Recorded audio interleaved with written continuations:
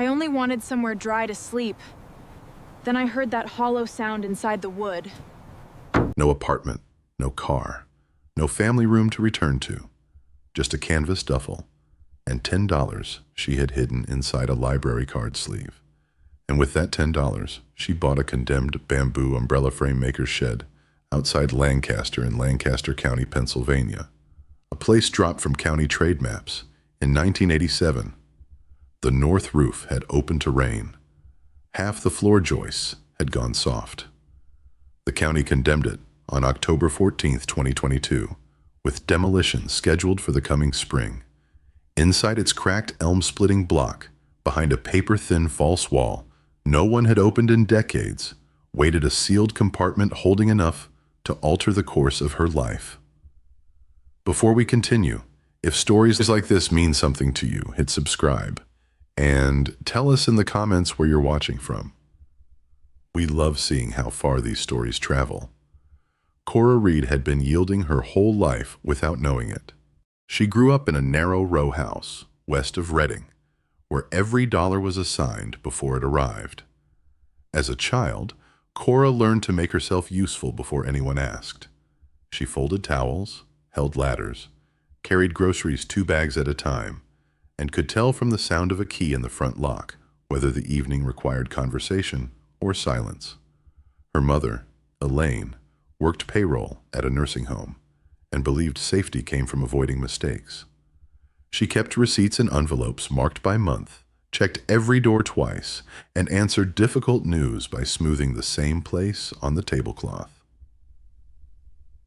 The one person who taught Cora a different kind of carefulness was her grandfather, Amos Reed. On Saturdays, he drove her to a drafty shed near Littitz, where he repaired old market parasols, garden canopies, and bent frames. No store wanted any more. He showed her how winter-cut bamboo sounded denser beneath a thumbnail, how a clean split followed the fibers if the knife stayed centered, and how heat could persuade a rib into a curve that force would break. He rolled each length above a low charcoal brazier until stiffness became willingness, then let Cora finish the bend against a wooden form. At noon, they ate apple slices from a tin plate, while steam clouded the single window. Strength is not refusing to bend, Amos told her once. It is knowing where the strength should go. At 12, Cora understood only the bamboo. Years later, she would understand the rest. Amos died after a short illness when Cora was 17. By the time the estate was settled, his shed had been emptied by relatives who saw clutter where he had seen a working vocabulary. The splitting knife, brass drill jig, bending forms, and blackened kettle disappeared into boxes, auctions, and a rented dumpster. Cora kept only a thin shaving of bamboo found behind the bench. At 19, she met Derek Vale, a man who never raised his voice because calmness served him better. He corrected the way she remembered conversations. He opened her mail so nothing got missed. When he wanted a newer car, he said her credit was stronger and the loan would help them both. Forms appeared at the kitchen counter with yellow tabs marking where she should sign. 3 months later, he left with the car and another woman. The debt stayed with Cora. The eviction came on a gray November morning. A deputy waited in the hall, while a property manager changed the deadbolt, and Cora stood beside one cardboard box. Derek came only to collect a set of speakers he claimed were his. At the stairwell, he glanced at the notice taped to the door and said, "Your name is on it, not mine, Cora." Then he carried the speakers down without looking back.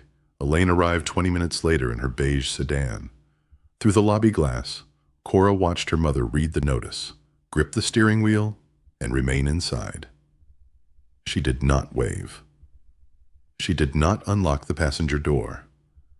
After nearly a minute, she drove away, slowly enough for Cora to see grocery coupons clipped beneath the visor.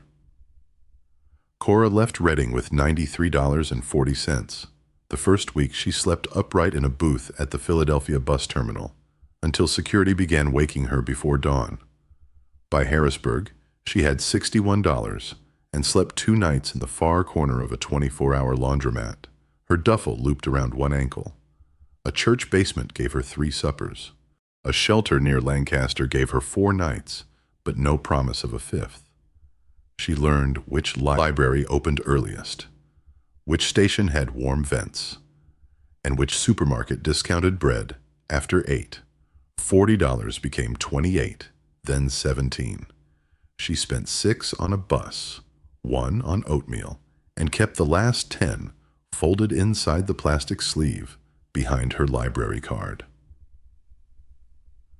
On the 42nd day, rain pinned her inside the Lancaster Public Library. She had been searching classified pages for dishwashing work when a county notice caught beneath her fingertip. It offered tax, forfeited nuisance properties for nominal conveyance to buyers willing to assume stabilization. The last line named a former umbrella frame shed on a rural parcel north of the city. Price, $10. Structure condemned. No utilities guaranteed. Purchaser responsible for all code work. Cora read it twice, then copied the parcel number onto an expired bus receipt. The photograph showed a leaning building under bare walnut limbs, its roof black with rain. She did not see a home. She saw a door that, for $10, might open from the inside. At 3 that afternoon, she shouldered her duffel and started toward the county office with the library card sleeve in her coat pocket. By evening, Cora would own a condemned shed she had never seen, and the road to it would lead straight back into the work her grandfather had taught her hands to remember. By 7 the next morning, Cora was on a county bus heading north with the deed folded inside her coat. The route ended outside Lidditz. From there, she walked 6.4 miles along Rothsville Road and a narrower farm lane, shifting the duffel from shoulder to shoulder. That night, she slept beneath loose hay in an open-sided barn, while the temperature fell to 31 degrees Fahrenheit, and wind worried the tin roof until dawn. Lidditz woke slowly around her. She passed Baumberger's Hardware, Weaver's Feed and Grain, Keller Mutual Insurance, the Red Rooster Cafe, and a bakery with fogged windows. Cora bought coffee and kept the paper cup between both palms before following the courthouse signs back toward Lancaster. The Lancaster County clerk's office smelled of paper and radiator heat. Behind the counter sat a woman with silver hair cut blunt at the jaw and reading glasses hanging from a black cord. Her brass nameplate read, Mrs. Helen Brubaker. Mrs. Brubaker looked at the $10 bill, then at Cora. You understand there is no running water? Yes, ma'am. You understand the roof is considered unstable? Yes, ma'am. You understand the county will not repair access? Yes, ma'am. And demolition remains authorized unless you stabilize it? Yes, ma'am. The clerk turned the deed sideways, pressed a heavy brass stamp down with both hands, and wrote beneath the seal, Take Rothsville Road north, left at Millport. After the stone culvert, you'll see 2 walnut trees together.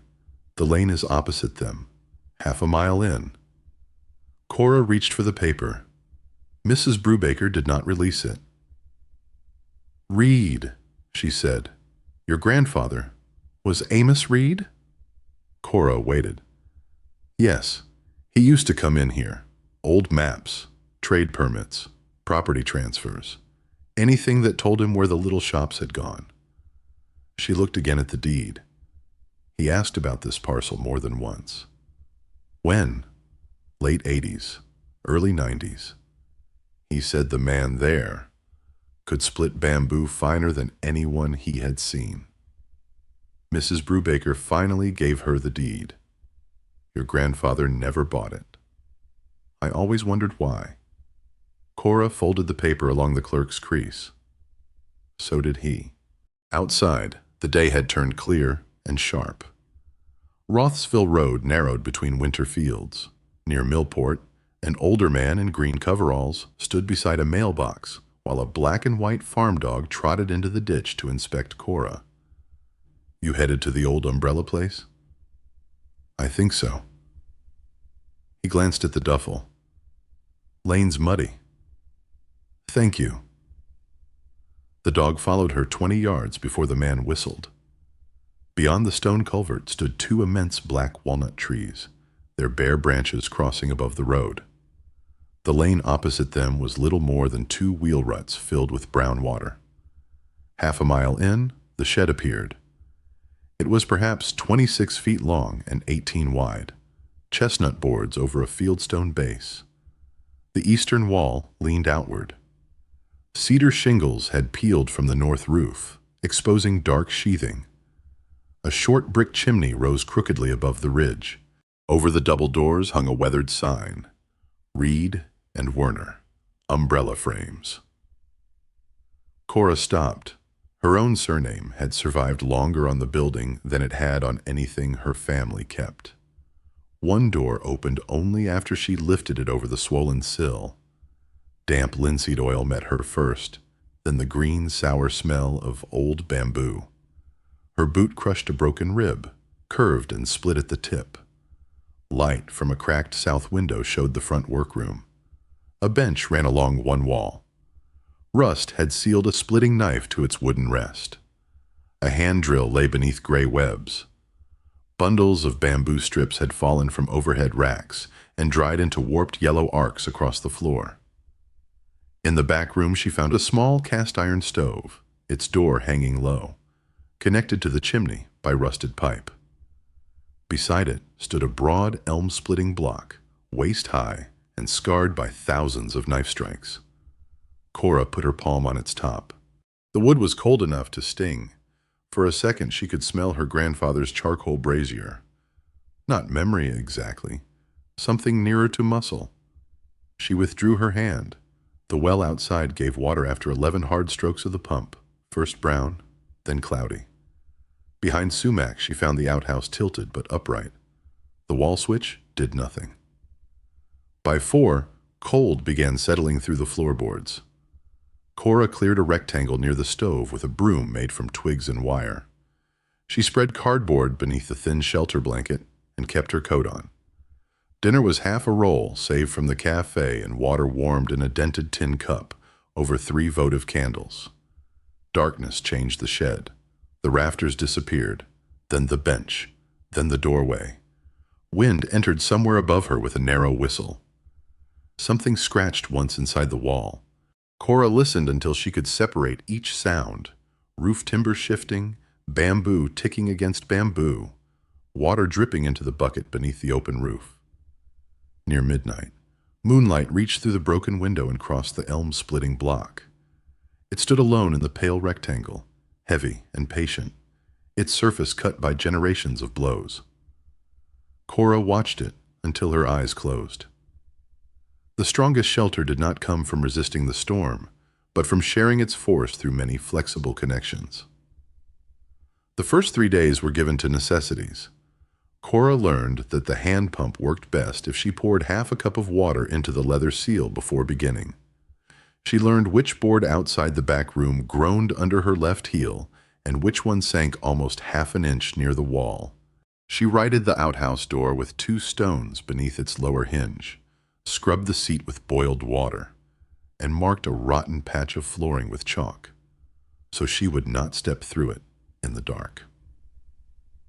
On the 4th morning, she walked back toward Liddit's, Baumberger's Hardware, occupied a narrow brick storefront, with a bell over the door, and bins of loose fasteners that smelled faintly of machine oil.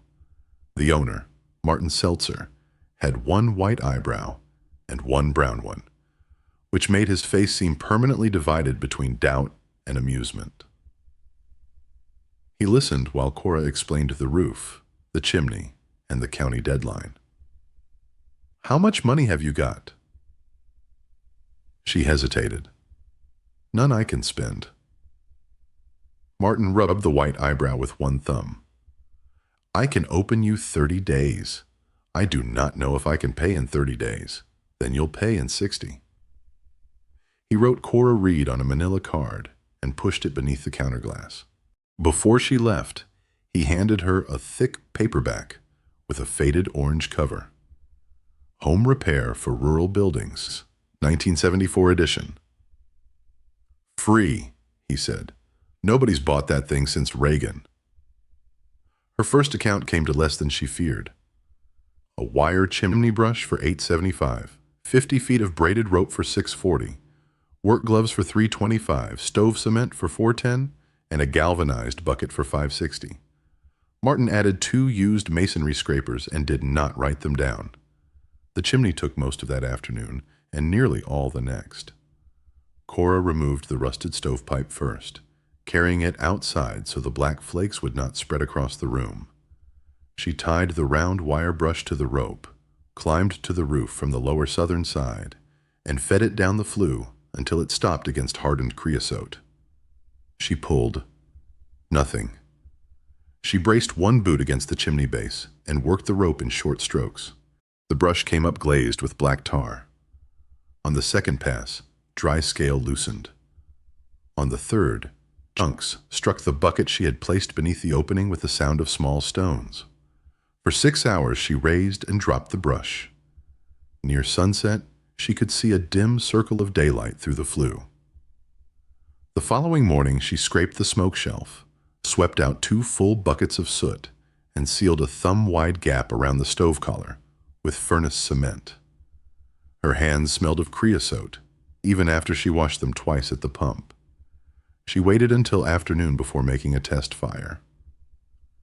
3 twists of newspaper went beneath 6 dry cedar splints and 2 short pieces of dead walnut gathered from the lane. The first match went out. The second held. Smoke curled toward the open stove door, paused, then lifted cleanly into the flue. Cora stayed crouched there until the iron began clicking as it warmed. Her first hot meal in the shed was oatmeal cooked in the dented tin cup with half an apple sliced into it. She ate sitting on the floor, her back against the elm-splitting block, while rain moved softly over the repaired section of stovepipe. The room no longer felt abandoned.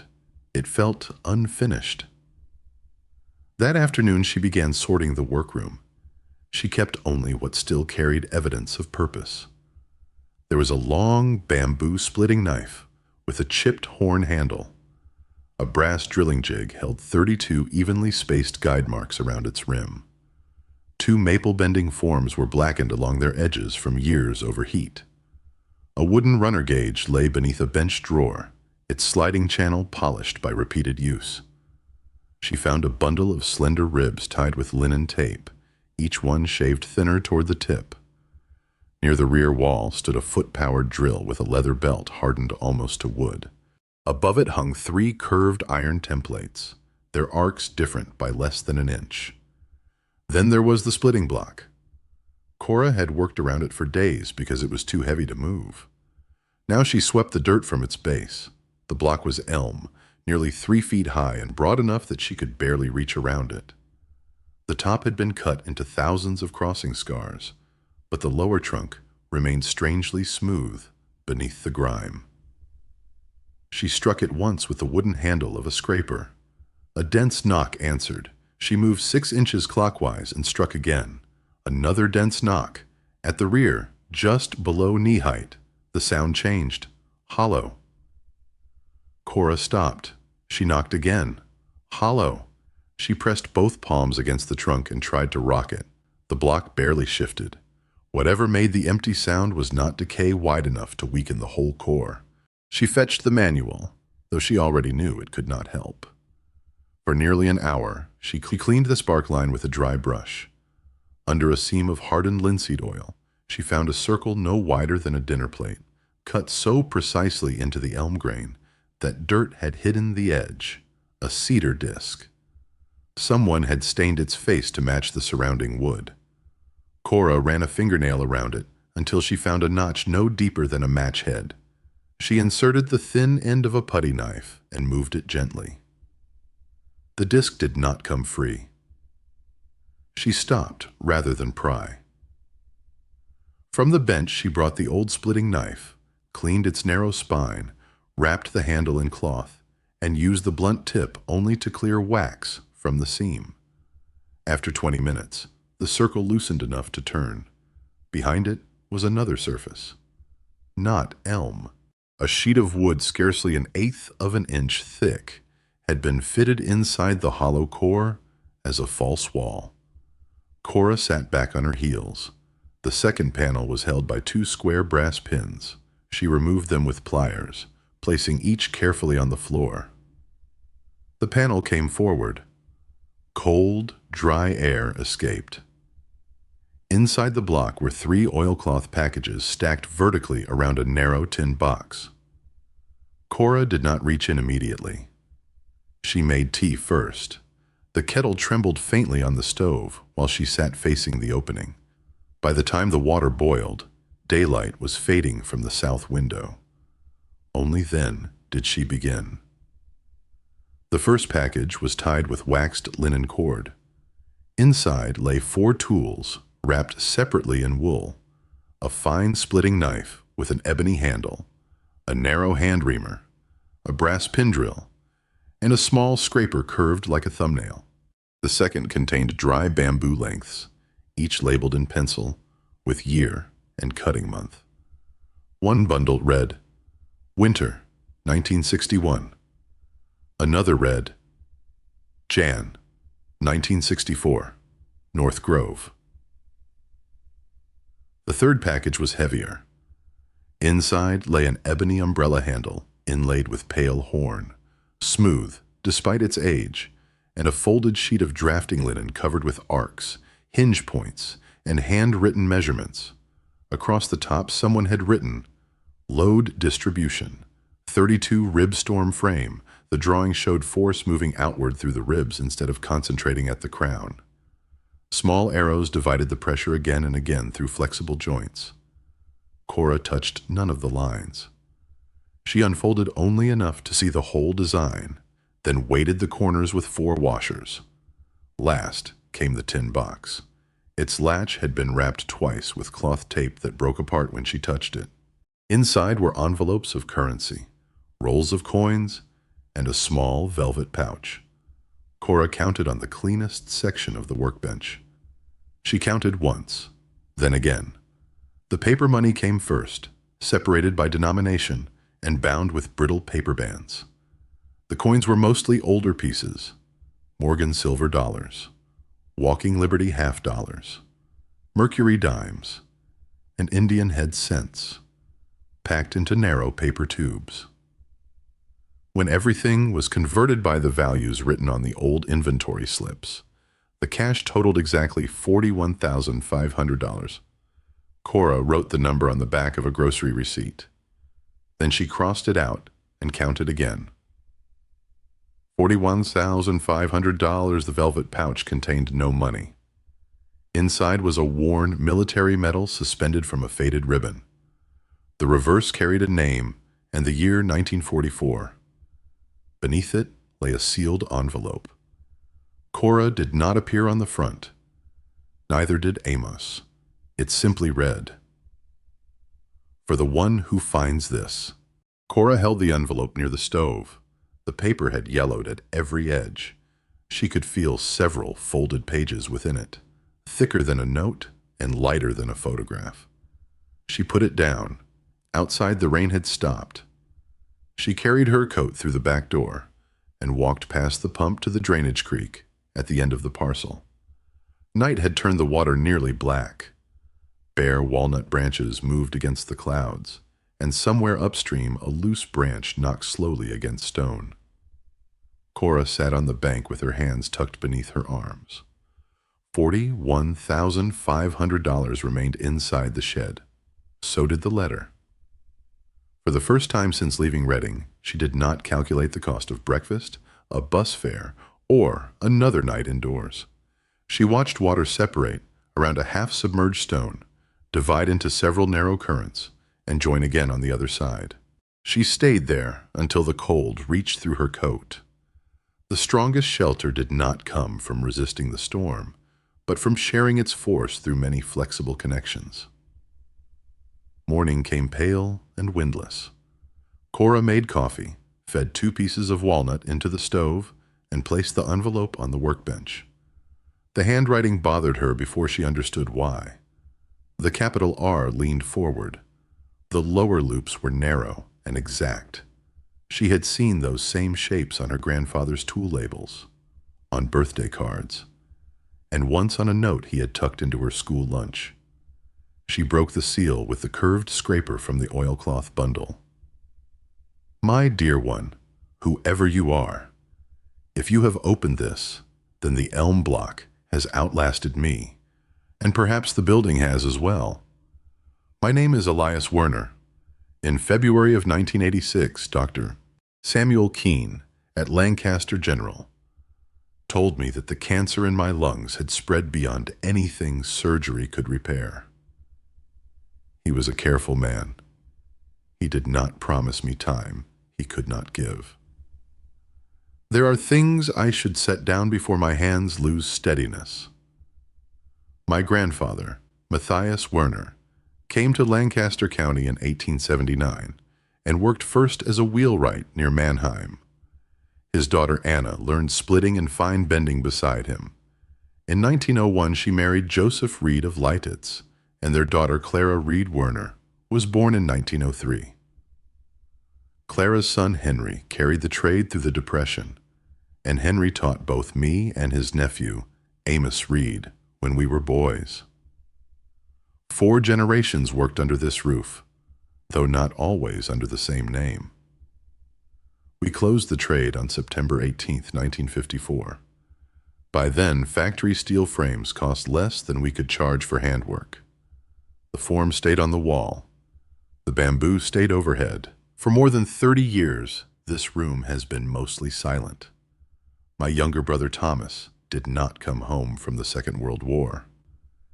He was killed in France in 1944. The medal in the pouch was sent to our mother. I kept it because she could not bear to see it, and because I could not bear to throw it into a drawer where no one would know his name. There are a few things worth knowing if you intend to work the bamboo. Cut mature culms in winter, when the starch is lowest. Let them season under cover, never against wet stone. For 32 ribs, divide the wall thickness evenly before the second split, or the thin pieces will wander. Warm the final 6 inches of each rib gradually over charcoal, roughly 180 to 200 degrees Fahrenheit at the surface, and turn continuously. Do not scorch the skin. When fitting the sliding runner, leave 1 part clearance for every 32 parts of diameter. Then test the frame 10 times before drilling the retaining pin. The storm frame drawing is unfinished, but the principle is sound. A rib should not carry the wind alone. Each joint must give a little so the load moves outward and around the whole canopy. That is also why the money is here. I earned some of it, repairing frames after the shop closed. Some came from selling the back pasture. I saved it because I had no child to leave this place to, and because Amos would never accept it while I was alive. He believed inheritance had to be earned. I think he was wrong in only one respect. Work is not made worthy by suffering for it. A good tool is given before the apprentice can afford one. A dry roof is repaired before winter, not after a person proves they deserve shelter. Someone taught each of us where to place the knife, how long to heat the rib, when to stop pushing. If you found this place because you needed it, use what is here carefully. Repair what can still be repaired. Sell what must be sold. Keep enough to make the next season possible. Behind the shed, beyond the pump, there is a flat stone beneath the oldest walnut. Thomas and I set it there when we were boys. You will find our mark cut into its western edge, 32 small lines around one circle. Do not mistake keeping a thing for honoring it. The house is not empty. It has been waiting. You are welcome here. Elias Matthew Werner March. 1986, Cora reached the signature and did not move. Then she began again. On the second reading, she noticed where Elias had pressed harder while writing Thomas's name. The ink had bitten slightly deeper into the paper there. She folded the pages along their original creases, once lengthwise and twice across, and returned them to the envelope. Her hands performed the task slowly, as if the old folds were instructions too. Behind the shed, frost still held in the shadow of the walnut trees. She passed the pump and walked toward the largest trunk. Leaves from the previous autumn had gathered thickly around its roots. Cora pushed them aside with one boot, then knelt and cleared the ground by hand. The stone was there. It lay nearly level with the soil, rectangular and gray, one corner worn smooth. Along the western edge, she found a carved circle surrounded by 32 shortcuts. Cora pressed her thumb into the center. Rainwater had darkened the grooves. Back inside, she unwrapped the ebony umbrella handle. The horn inlay formed narrow, pale bands around the grip. Near its base was a tiny brass collar, blackened with age. Cora rubbed the collar with a square of cloth, until a small wick became visible, inside a concealed cap. It was not merely a handle, it was a maker's inspection lamp. She filled its miniature reservoir with a few drops of lamp oil from Martin's hardware store and touched a match to the wick. A flame no larger than a fingernail appeared. Cora carried it to the workbench. The little light traveled across the 32-rib drawing, catching every pencil line. She thought of Mrs. Brubaker refusing to release the deed until she had asked about Amos. Martin writing her name on a credit card, without asking for proof she could repay. The church volunteer in Harrisburg, who had slipped an extra orange into her coat pocket. The woman at the shelter who had kept Cora's blanket behind the desk so no one would take it during the day. None of them had solved her life. Each had held one small part of its weight. There are kindnesses so small that the giver may forget them before sunset, while the person receiving them carries them for years. Perhaps someone once gave you a meal, a ride, an hour of patience, or a place to sit when you had nowhere else to be. What small kindness stayed with you? That night, Cora did not return the tools to the splitting block. She laid the fine knife, the reamer, the brass drill, and the old lamp beside her blanket. The letter rested beneath the drawing on the bench. When the stove settled into red coals, she slept with the inheritance close enough to reach without rising. December 2nd brought the first snow, 4.7 inches by the gauge outside Martin Seltzer's store. Cora watched it collect along the open north roof and carried the repair manual to the stove. She read the roofing chapter 3 times, tracing the diagrams until sister rafters, laps, and nail courses stopped looking like a private language. The roof measured 28 by 20 feet over the eaves. Allowing 10% for breakage, she calculated 8 bundles of cedar shingles, 2 rolls of 30-pound felt, and 5 pounds of hot-dipped roofing nails. Martin checked her arithmetic, then returned from the back room with a roofing hatchet whose leather grip had gone almost black. "My brother's," he said. "He won't be needing it." The next morning, Walter Hess arrived in a faded canvas coat. He had roofed barns for 41 years and refused money before Cora offered it. "You climb slow. I'll watch first." They worked 11 days. Walter showed her how to sister a straight 2x6 against the weakened rafter, clamp the pair, and bolt through soundwood. They snapped a chalk line for every course. His nailing rhythm was 3 movements: set, drive, finish. On the 4th day, he tapped 1 nail. "That nail's proud." Cora reached for the claw. "Pull it." She did. The first 2 mornings she worked from a plank laid across the rafters, passing shingles up 1 bundle at a time because the wet ladder shifted in the thawing ground. Walter made her replace 1 split shingle, rather than hide it beneath the next course.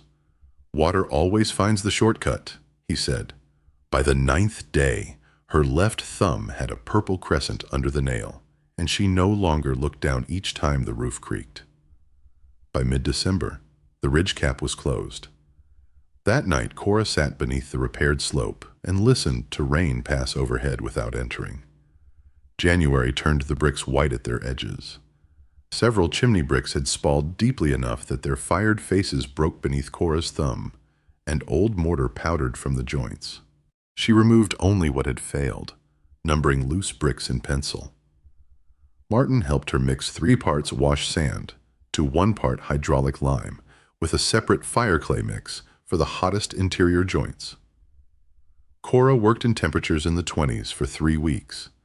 Her bare fingers went numb about every 15 minutes, so she stopped before clumsiness became damage, warming both hands around the stove kettle. She raked each joint to firm material, dampened the brick, and packed the mortar in 2 passes. Near the flue, she pressed fire clay tight with a narrow pointing trowel. At the chimney crown, she reset 2 loose bricks instead of coating over them, then covered the fresh work overnight with burlap, so frost would not take the moisture too quickly. Each morning she lifted the cloth and tested the joints with 1 fingernail before mixing more mortar. On January 28th, she made the test fire. For 10 minutes, she fed only dry splints, then 1 small walnut log. Outside, Walter watched the chimney while Cora watched the stove collar. No smoke entered the room. The draft rose cleanly. Late January gave her the floors. Beneath the dirt and oil were wide white pine planks fastened with hand-cut rose-head nails. Cora rented a random orbit sander from Martin for $14 per day. She set every proud nail below the surface, then made 3 passes. 80 grit, 120, then 220 where hands or bare feet would notice the finish. Dust settled inside her sleeves. The boards moved from dark honey toward mahogany, where old linseed had soaked deep into the grain. She vacuumed the joints and applied 3 thin oil coats, rubbing back each one. Then she gave the floor 48 hours to cure. There was one morning she did nothing. She woke before daylight, with both shoulders aching, and carried coffee to the marshy bend beyond the creek. A great blue heron stood in the shallows. For nearly an hour it barely moved. Once it lifted 1 foot and placed it down several inches ahead. Cora watched until the coffee went cold. She did not sand, scrape, measure, or repair anything that day. By evening she had stopped treating rest as a debt. February light came through 8 windows. 3 had no glass. 4 held cracked panes. The 8th contained 1 wavering original pane, its tiny bubbles and uneven thickness suggesting far greater age. A date scratched faintly into the sash read 1788. Cora preserved that pane exactly where it was. For the others, she removed broken glazing, softened stubborn putty with low heat, and cleaned each rabbet. Martin showed her how to roll Dieppe 33 glazing putty between her palms, press it beneath the glass edge, then draw the knife in 1 continuous stroke, so the bevel shed water. The sash cords took longer. She used 1/4-inch cotton cord, fed it over the pulleys, and tied a figure-8 knot at each counterweight. The first sash rose crookedly. She took it apart and shortened 1 cord by 3/8 of an inch. The second balanced. By the 8th window, her hands knew the sequence: cord, knot, weight, sash, points, putty. She set the final pane on February 24th outside. Snow remained only in the shadows. Cora was smoothing the last putty bevel when a chickadee landed on the nearest walnut branch, close enough that she could see its claws close around the bark. The bird tilted its head. For several seconds, Cora and the chickadee regarded one another through a window that opened, closed, and held. By late February, the walls were ready for plaster. Cora found horsehair plaster clinging to the hand-split oak lath behind the stove, some of it still keyed firmly through the gaps. She patched around the chimney first and failed 3 times. The first mix cracked overnight. The second sagged. The third dried too quickly and pulled loose at 1 corner. Martin disappeared into his back room and returned with an old burlap bag. "Horsehair," he said. "Been here longer than you." She mixed lime plaster, combed the hair through it by hand, and worked in 3 coats. The scratch coat was scored before it hardened. The brown coat went on 3/8 of an inch thick and cured 72 hours. The finished coat was barely 1/8. At the chimney, Cora ran her palm over the final patch. These patches will hold another 100 years. She did not say it aloud. By then, people had begun appearing without announcing why. Doris Bell from the Red Rooster Cafe drove out twice a week in a flour-dusted apron and left paper bags on the doorstep. Soup, heel ends of bread, sometimes a slice of pie wrapped in waxed paper. When Cora tried to pay her, Doris closed Cora's fingers around the coins. In candles when the shop reopens, Caleb Myers arrived one Saturday on a red Schwinn bicycle, a splitting maul balanced across the handlebars. He was 16, long-limbed, and wore one bootlace tied with baling twine. Without asking, he split the dead walnut Cora had been dragging from the lane. She offered him $5. He shook his head. My mother said, "About your grandfather." That was all. Reverend Boyd passed most mornings on his walk from the parsonage toward town. He had a narrow gray beard and carried his gloves folded together in one hand. He never entered unless invited. He tipped his hat, looked once at whatever Cora was repairing, and said the same 4 words. "Keep her warm, Lord." Then he walked on. Cora postponed the cellar until February 11th. The entrance lay beneath a plank hatch in the back room.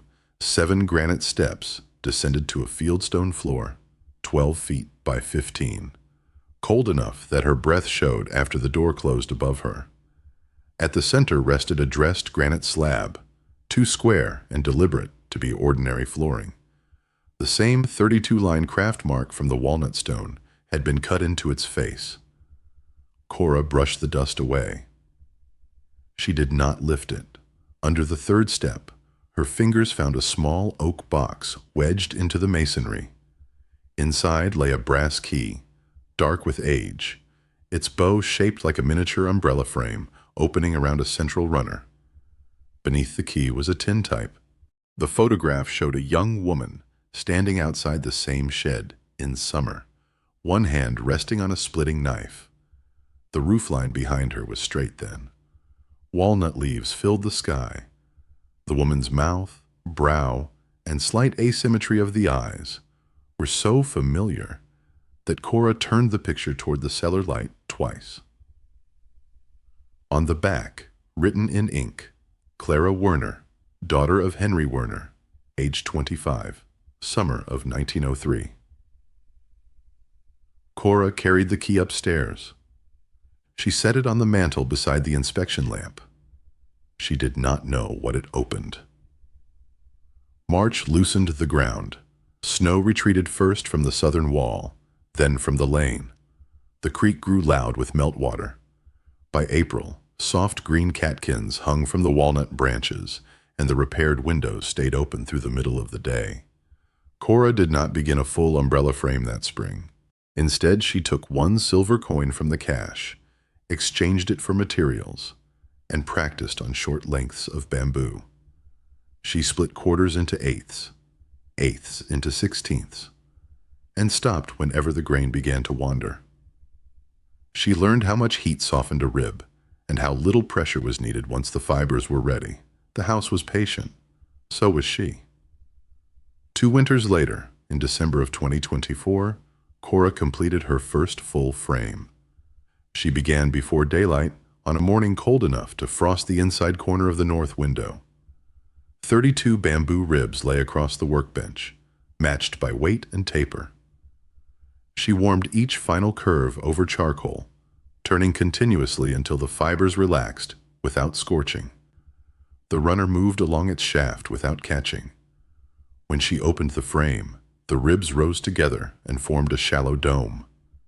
She closed it, opened it again, 10 times, as Elias had written. On the 10th, every joint moved. Cora carried the frame outside into a steady northwest wind. It flexed. It held. Inside, the shed no longer resembled the place she had entered with a blanket and $10. The pine floor reflected amber light from the stove. The plaster walls were imperfect, but sound. 8 windows admitted winter daylight. Tools hung above the bench in working order, not decoration. The old elm-splitting block remained exactly where it had stood. The brass key stayed on the mantel until the following spring. Cora discovered its lock by accident while clearing dead branches beneath the oldest walnut. A rusted oval plate had been screwed into the trunk on the side facing the creek, nearly swallowed by bark. At its center was a keyhole. The brass key turned with resistance, then a narrow wooden panel released from a cavity built into an old scar in the tree. Inside was an oilcloth bundle. Cora carried it to the workbench before opening it. The first item was a folded 48-star American flag, its white field yellowed at the creases. The second was a note. The handwriting on this one belonged to Cora Werner. It was dated June 17, 1918. Thomas had not yet been born when Clara wrote it. The war named in her note was the First World War. Her younger brother Samuel had gone to France with the American Expeditionary Forces, and Clara had written that their mother kept the flag folded because unfolding it felt too much like admitting he might not return. Samuel did return. A later line, added in different ink, recorded the date, April 29, 1919. Cora sat beneath the walnut that evening with the flag across her knees. The family had hidden grief in 2 generations of wars, not because they wanted it forgotten, but because some objects were easier to protect than to display. The medal bearing Thomas Werner's name left the shed only once. On June 6, 2025, the anniversary of D-Day, Cora carried it to Indiantown Gap National Cemetery in Pennsylvania. Thomas was not buried there, but the cemetery held men from the same war beneath rows of government stones. She did not arrange a ceremony. She stood quietly beside the flagpole, held the medal in both hands, and read Thomas's name once. Then she brought it home. Cora used only 4 coins from Elias's cash. 1 bought the first bamboo. Another paid for replacement drill bits. A third purchased linen cord. The 4th covered the brass stock for small runner fittings. The paper currency remained untouched. She turned it to archival envelopes, and placed everything inside a new cedar box fitted into the hollow of the splitting block. On top, she laid a sheet of paper bearing 5 words. For the next one. The shop reopened without a sign in any newspaper. Doris pinned an index card to the corkboard at the Red Rooster Cafe, hand-repaired parasols and garden canopy frames. Cora Reed asked Doris for the number. The first customer brought a torn porch parasol that had belonged to her mother. The second brought a bent garden shade. Within 4 months, more than 40 names filled a mailing list kept in a school notebook beside the cash box. Cora never called it a business plan. She simply wrote down who needed what. Caleb returned in October carrying something wrapped in an old quilt. He was taller, and the red Schwinn had been replaced by a battered pickup. He placed the bundle across the workbench and pulled away the quilt. Inside was a hand-carved walnut sign. The letters followed the shape of the old board that had hung above the doors. Reed and Werner Umbrella Frames and Daughters Cora stared at the final line. "You carved that?" Caleb shrugged. "Mostly. There were no daughters in the shop name. There are now." He looked suddenly uncertain, and Cora saw the 16-year-old who had once arrived with a splitting maul balanced over his bicycle. She ran her thumb through one of the carved letters. "Help me hang it." They put it above the doors before supper. That winter, Cora began a letter. She used heavy paper and wrote at the same workbench where Elias had written his nearly 40 years earlier. "My dear one, whoever you are." She stopped there for several minutes. Then she wrote about the roof and how Walter had taught her to pull a proud nail rather than hide it. She wrote that Martin had trusted her before she had anything with which to repay him. She described the correct heat for bamboo, the importance of dividing the wall thickness before the second split, and the way a frame could appear fragile until every connection began carrying its share. She did not write about Derek. There was nothing useful to pass forward there. She wrote instead that the person could arrive at a door, believing they had nothing and still bring hands, capable of learning. The letter grew slowly. She added to it after difficult repairs, after mistakes, and once after a customer cried quietly while opening her mother's restored parasol. Cora did not seal the pages. Not yet. On certain windy afternoons, she carried the 32-rib storm frame outside and stood beneath it near the creek. The canopy yielded slightly at each gust. No single rib remained rigid. Pressure traveled from the crown into the joints, outward through the ring, and around the whole structure. The strongest shelter did not come from resisting the storm, but from sharing its force through many flexible connections. By then, Cora understood why Amos had made her practice on broken frames before good ones. A break showed where the strain had gathered. Repair taught where it should go next. One evening in early winter, she closed the double doors after dark. The walnut sign moved slightly in the wind above her. Inside, a low fire remained in the stove, and 32 fresh bamboo strips waited beneath a cloth on the bench. Cora locked the door, but left the porch lamp burning. The bamboo umbrella frame maker's shed waits. It has always waited. Back at the Lancaster County clerk's office, Mrs. Helen Brubaker retired the following year.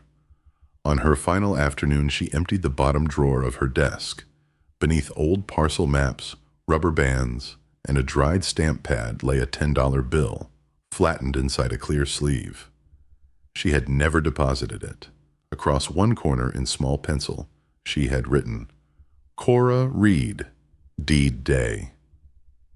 Mrs. Brubaker smiled, returned the bill to the drawer, and closed it for the next clerk.